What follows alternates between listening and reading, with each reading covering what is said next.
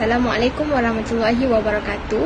My name is Seremban binti Muhammad Lazim, and I would like to explain about factors to ensure independence of judiciary in Malaysia as stated in the Malaysia Federal Constitution.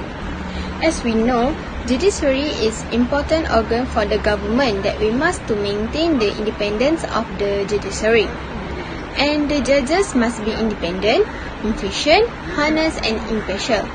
Therefore, there should be those persons who have integrity, dignity and independence of mind.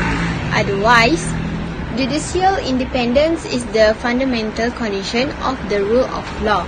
Besides that, the judiciary independence also means that the judges must be free to clarify the law separately, unprejudiced and objectively without any undue outside pressure from the police, the government, the military, public opinion or any other interested body or person in order for justice to be performed.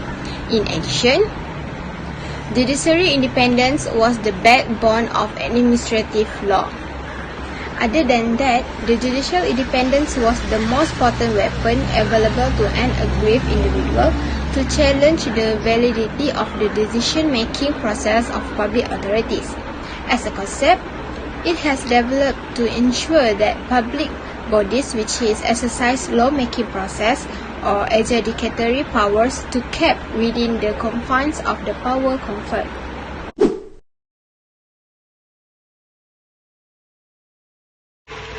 Hi, Assalamualaikum. My name is Wanura Atira binti Yusuf. Today I want to discuss about appointment of the judges. Basically, a person is eligible to be elected as a judges of federal court, court of appeal or any high court. Moreover, the Yang di-Pertuan Agong appoint all the judges on the recommendation of the Prime Minister. The Prime Minister is expected to contact the Chief Justice before conveying his opinion on the appointment of judges other than the Chief Justice. This technique worked well until the event of 1988.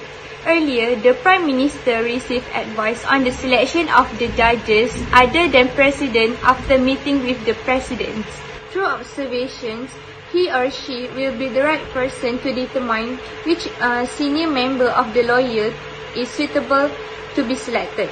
After that, the same technique was used after Tun Salih was sacked in 1988, but for a very different purpose. The tradition of informal consultation with the Bar Council was abolished, perhaps because many of those seeking appointment may not considered qualified by the lawyer.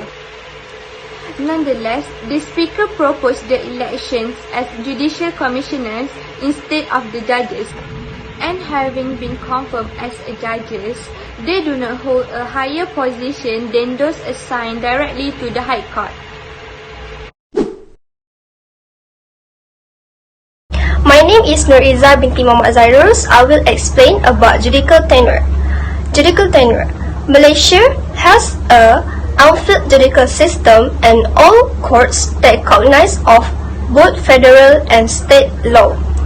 And second is, the legal system is founded on British common law. The third is, religious courts decide questions of Islamic law and custom. And lastly, the judiciary has traditionally functioned with high degree of independence. Assalamualaikum warahmatullahi wabarakatuh. My name is Nurfela Sufia. I want to talk another factor to ensure independence of judiciary in Malaysia, which is salary and promotion. First, all the judges must get the worthwhile salary, which is a fixed and adequate salary, and they should get allowance and other benefits from all what they do from their job. Second, the judges' courage and firmness in the dispensations of justice and to make them free corruption. So they must be confident to the security and adequacy of their salary. The low salary can make the corruption happen, and a fixed adequate salary will give judges correctly and firmness to release the justice will avoid the corruption and the issues.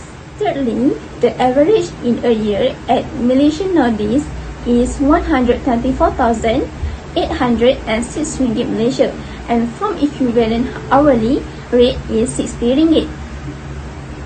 However, they have bonus average 5,941 ringgit Malaysia.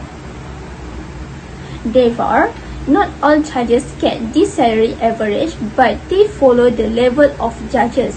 For example, salary that they receive by High Court judges and Chief Justice of Malaysia are different, because the Chief Justice is the head of the Federal Court, the Appeal Court of Malaysia, the highest position in Malaysia judicial system, followed by President of the Court of Appeals of the Malaysia Chief Judges of Malaysia and the Chief Judges of Sabah Sarawak.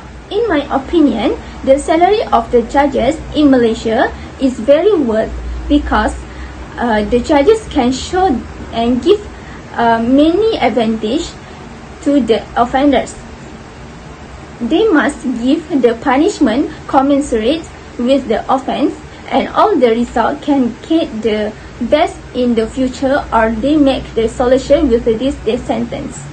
Fourthly, the promotion of judges should be absolutely based on the merit and seniority.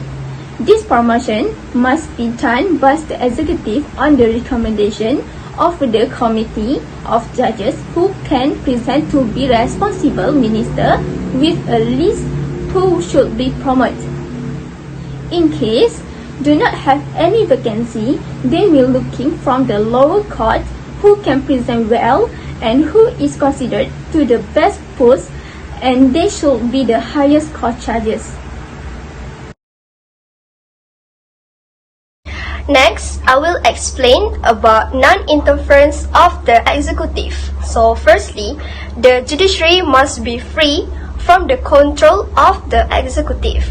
And the second is, the more independent the judges are in their position, the more likely they will be able to maintain the justice. Okay, lastly, as for the interference of parliament in the executive, it can be seen through parliamentary procedures such as the question time, debates, and select comments. So, the conclusion of judicial independence is important to our community and government. The judges should be apart from someone else's influence or supervision, because the judges are a main character to their cases. Furthermore, the fundamental concept of the judicial independence exists for the benefits of all citizens and not for the judges. That's why the judges are very important to play their role fair and square. To make it clear, this judicial independence is important to us because it guarantees that judges are free to decide honestly and impartially in accordance with the law and evidence without any concern or fear of interference, control, or improper influence from anyone.